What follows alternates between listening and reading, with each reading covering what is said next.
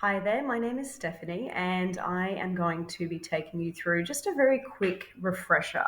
I know a lot of us have been studying for quite a while, some of us may be new to postgrad study, but wherever you are in your academic journey, it's just important to refresh yourself on academic honesty and what is deemed as academic dishonesty as well.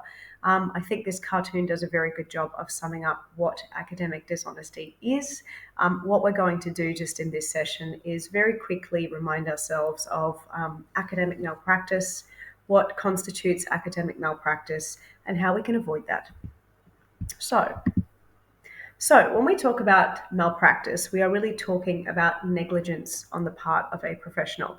Now, the professional in this case is you, and whilst you are a student, it is your duty to make sure that you are across any areas of your work that could possibly be deemed malpractice. Now, how we ensure that is by ensuring that we are aware ourselves of anything that is to do with plagiarism, collusion, anything that perhaps would be deemed inappropriate by an academic board that could see us, I guess, not being authentic in our work. So, when we talk about academic malpractice, here are the sorts of things that are included in that phrase. So, plagiarism, probably the thing that we are most used to hearing, especially in the academic world. When we talk about plagiarism, we are talking about the representation of ideas, or if we're using work of another person and trying to pass that off as our own. That is the most common form of plagiarism. There's also collusion, and collusion can be defined as when we there's also collusion, and collusion can be defined as supporting malpractice from another candidate. So perhaps I have a friend who I know is perhaps cheating on an exam or using a past student's assessment, and I'm in support of that, or I help them, I guess, to commit an act of malpractice. There's also duplication of work. And this comes across as the presentation of the same work for different assessment components. This is probably more commonly done, and sometimes people don't realize that this is part of academic dishonesty. Perhaps if you've done a course that used very similar, where you study similar topics to another course, it's really easy to feel like, oh, I've already done this before. I can just steal that paragraph from the last essay that I did and put it into this new assignment. That is actually a form of malpractice or academic dishonesty. Quite often people say, but this is my own work and I'm quoting myself. So technically it is not plagiarism, but it is. It's classed as a duplication of work. And when you are enrolled in a UOWD course or any educational institution, the work that you produce for each course must be authentic, it must be original, and it must be unique, and it must be your own for that particular course. So you cannot just reproduce past work that you've done. We also have the fabrication of data, and this is where we can often see students creating false data results in order to support their work. So it's like me creating false survey results that would basically, I guess, sway the results in my favor to prove what I'm trying to prove, perhaps in my report. And so to falsify any evidence is academic malpractice also. And when we talk about academic dishonesty or malpractice, it's really just any behavior that can be classed as someone gaining an unfair advantage. This, for example, could be taking unauthorized material into an examination room, any sort of misconduct during an examination, and falsifying a professional service or experience record as well. So creating things that are, in fact, not true. So let's take a little bit of a deeper dive into plagiarism. If you have a look at this image, it does summarize it pretty easily. But when we're looking at plagiarism, I'm just going to put a few things on the screen here, and I want you just to consider this question. Which of the following do you think would be considered as acts of plagiarism? So we have directly quoting another person's actual words, whether written or oral, using another person's ideas, opinions, or theories, paraphrasing the words, ideas, opinions, or theories of others, whether oral or written, borrowing facts, statistics, or illustrative material, and sharing materials collected by others in the form of projects or other academic assessments without acknowledgement. So I'm just going to get you to read through these 5 items on the screen here, and which of these do you think would be considered as acts of plagiarism?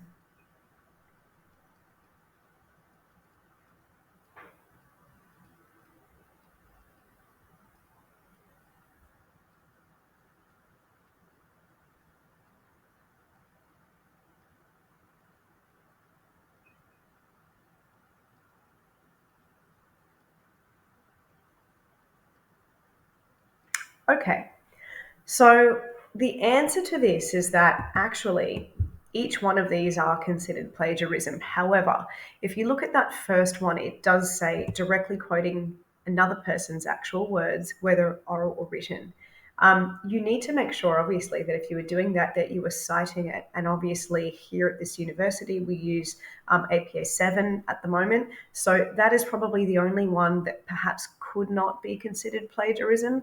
But because it doesn't say that it was actually citing, that's where the grey area is. So quoting someone without actually citing is considered a form of plagiarism. Using someone's ideas that are not your own is obviously plagiarism because it's not your own. Paraphrasing words, borrowing, any sort of borrowing without acknowledgement can be classed as plagiarism. So here are some more common forms that we often see. I want you just to read through this list, and I just want you to reflect on whether you think you've ever perhaps inadvertently committed one of the sins of plagiarism. So have a look at this list and just reflect: has this ever been a grey area that perhaps you fell into?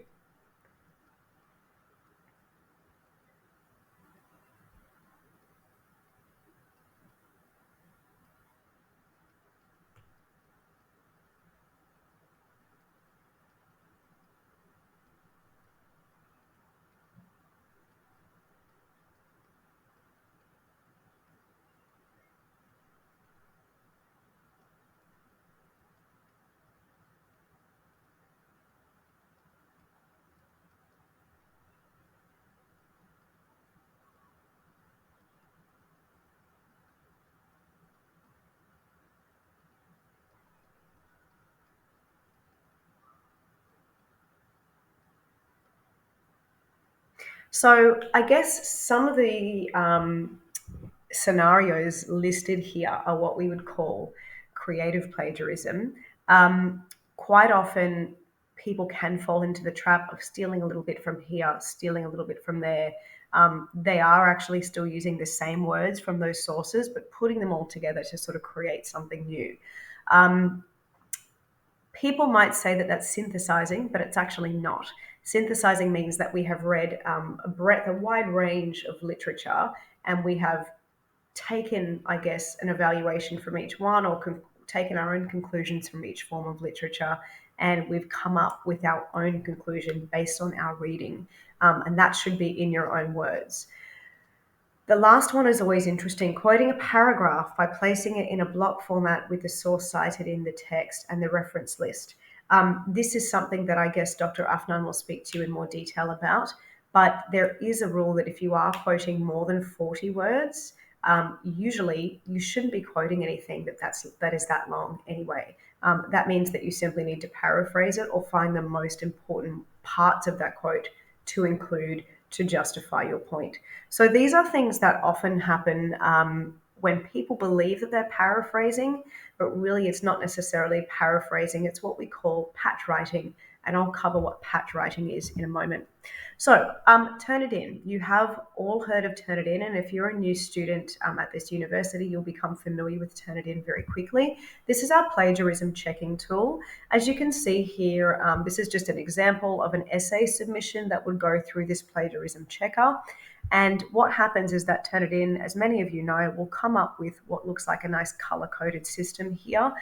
It will tell us if there is a match to any other source. So when I submit my work, it will read through the entire essay and see if any of my words or sentences or paragraphs are a direct match to an existing source out there in the world, whether that's on a website, from an e-journal, or from another student's submission at a different university. You can see that Mr. Barry Blackboard here has a very big problem because there are lots of matches that Turnitin has highlighted, and he has a 98% match to other sources, which would be deemed a huge problem. And obviously, severe malpractice. Now, although this is a very old version of Turnitin, I'm just going to leave this on the screen for a moment for you to have a look at. If you've never really used the Feedback Studio before, it's worth getting familiar with the Feedback Studio. If ever you need help with that, I am here to assist you with that. So, for example, this similarity report is what we call it. On the right-hand side here, as you saw on the other screen, you'll see that it comes up with numbers here, and it will also number parts of the student's work. So it will highlight, there's a 40% match from this source here, and that means that 40% of my work has come from this particular source, and Turnitin will highlight any area that uses any information from that number one source. The same goes for number 2, number 3, number 4, 5, and 6. It will show that there's a match to the student submission. It will show that there's a match to some content online, perhaps. And that's why it's color coded, because each color represents a different source. You may find that sometimes when you put your work into Turnitin, it will also pick up your direct quotes. There's a way to filter that out, and I can always help you out with that if you're unsure. But it may pick up your direct quotes. The main thing is that you're able to see, oh yes, I've referenced here. That's okay. As long as you've referenced, when in doubt, cite. That's usually not a problem. So this is basically how the plagiarism checker will look in the Feedback Studio. Now I'm just going to show you a couple of examples of student work from the Feedback Studio that Turnitin provides, and I want you to answer this question. Why has the following student's work been labelled as plagiarism? Let's have a look. So as you can see here, there are two parts that have been highlighted, number 21 and number 44. I just want you to read this section of the text where you see those sentences been highlighted. What do you see that perhaps could be a reason as to why the Turnitin Feedback Studio has picked up this section of the student's work and labelled it as a direct match or plagiarism?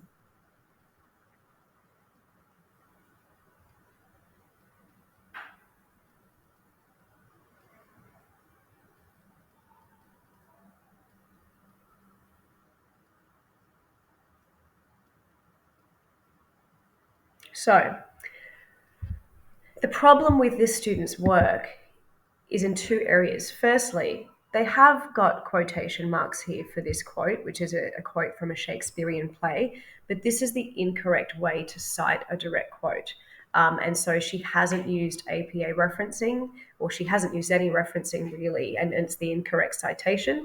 Here, this is a direct match, and as you can see, there is absolutely no acknowledgement of where this sentence came from, and it is word for word someone else's work.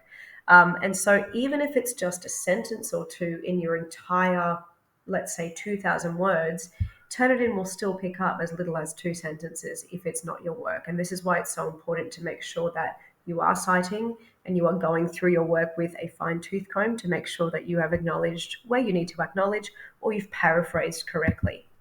So, speaking of paraphrasing, let's just make sure we have a really good understanding of what it means to paraphrase and how we paraphrase effectively.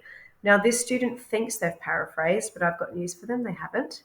So if you can see here, this blue section, number 4, comes as a direct match, and it in blue here has highlighted the exact words that have been taken from a really credible source, a not very credible source, Wikipedia. You can see that this has been highlighted and this has been shown as a match right here. So there are really only 2 words in this whole sentence that have been changed. This student may think that they're paraphrasing because they've changed 1, 2, 3, 4 words, but the idea still comes from someone else, and it is largely still sounding like the sentence that you can see here on the screen. So this is not paraphrasing. There's a difference between paraphrasing and summarizing and quoting, and it's just important that you understand how each one looks, especially in academic writing. So when we talk about summarizing, we're talking about the fact that you are providing an overview of something, but you must reference the original source. The text that you write has to be much shorter than the original text, so we don't want you to retell the entire journal article word for word, okay? So if you read a 4-page article, you might write a single page, a 1-page summary. It should be far shorter than what you read in terms of the source, and it generally should use your own words. Usually, it should also have very limited quotations because a summary is exactly that. It's an overview. When we paraphrase, again, you need to reference the original source. The text, again, produced, it should be shorter, but it could be longer than the original text if you have a lot of things to say. Regardless, you must use your own words. When we quote, again, you're referencing the original source. The text produced is the exact length of the original text quoted, unless you use an ellipsis, which is the 3 dots indicating that you have left out part of the quote. But generally, if you're quoting something, you cannot alter words within it. It should be exactly the same. And as it says here, use the author's original words. You must put quotation marks around the author's exact words. Many of us already know this. Something that often gets forgotten is the page number. Anywhere where you are using a direct quote, you must make sure that you include the page number, and that comes directly as well from APA referencing, especially APA 7. You must have the original page number as well. And it must be from the source that where you borrowed the author's original language. So where possible, try and make sure that you have access to the PDF document or a place where you can actually view the page numbers if it's not a hard text, a hard copy text. It's not enough to simply just quote the website where you found the book but couldn't actually read perhaps that particular sentence. So, how do we paraphrase well? There are 5 really good steps from Al Purdue University that I want to basically just take you through very quickly. So, step 1, read the text and then reread it again to make sure that you actually understand what it is that you're actually reading. The second thing is to take notes. Take notes digitally, take notes by hand, however you do it. Please take notes. And only take notes on what's the most essential points. There's no point in rewriting or scribing everything that you're listening to. If you're listening to a documentary or a video or an interview, there really is no point in writing down every single word for word of the passage. Just write down the main points, the supporting claims, the evidence, what the main claims are, the findings perhaps. Just take notes on those things. What are the essentials? Once you've done that, look at your paraphrased version and compare it with the original text. What's important is to make sure that you've got all of the essential points in there, but it doesn't sound exactly the same as the text that you just read. Now, sometimes this takes time to master because you might read what you've written and go, but what's written in the journal article sounds far better than what I've written. Don't stress about that because you can always improve your vocabulary as you go along.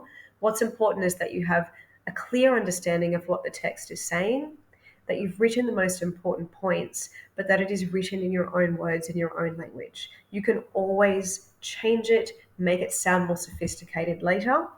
And if you've borrowed any terms or phrases that come directly from the source, if there's some things that you just couldn't say any better than the author, that's where you use quotation marks to identify them and you include an in-text citation. And it's really important that you do that as you note take. If you note take digitally, if you're copying and pasting things, make sure that you actually put in the citation right there so you can remember, this isn't my work.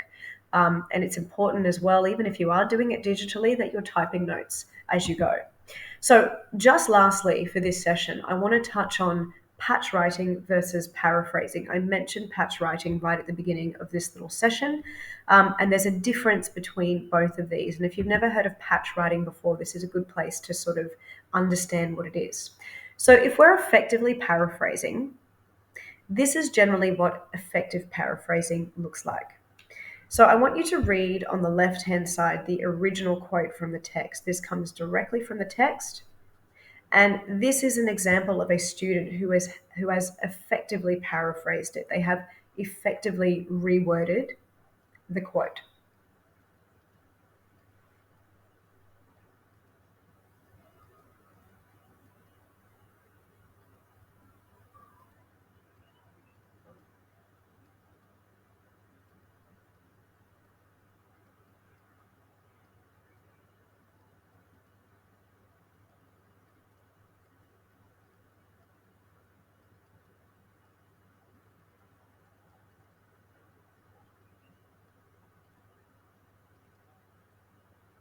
Now, this example comes from, it's actually quite an old one, but what I would suggest is that this person still could have referenced more effectively. They don't have the actual year of the source, and that is something that I would probably say they would maybe be marked down on because they don't actually have the year of where this source came from.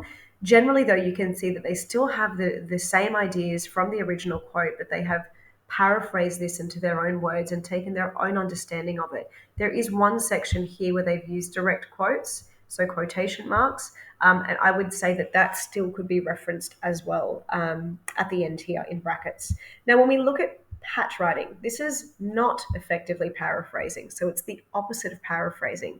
The quote on the left is still the same as the previous slide, but I want you to now have a look at the patch writing example. Note down some of the differences you see between the previous reworded example and this here.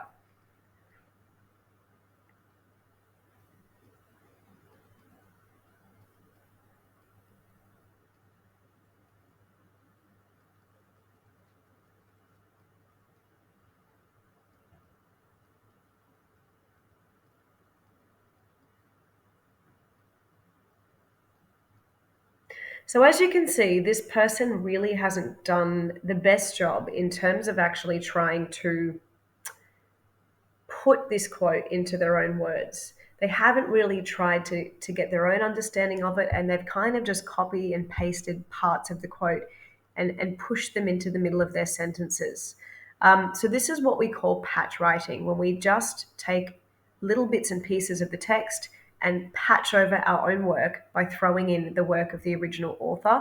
Or basically, we just take the work of the original author and we change maybe 3 or 4 words in the entire thing. So if you look at them side by side, there's a very big difference between this previous example and this example here.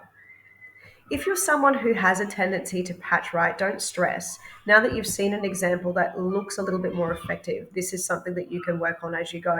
And if you're taking notes and trying to put things into your own words, that's already a start. That's already going to put you in better stead. So, last but not least, I just want to leave you with one more example of a quote and again, an effectively paraphrased sentence.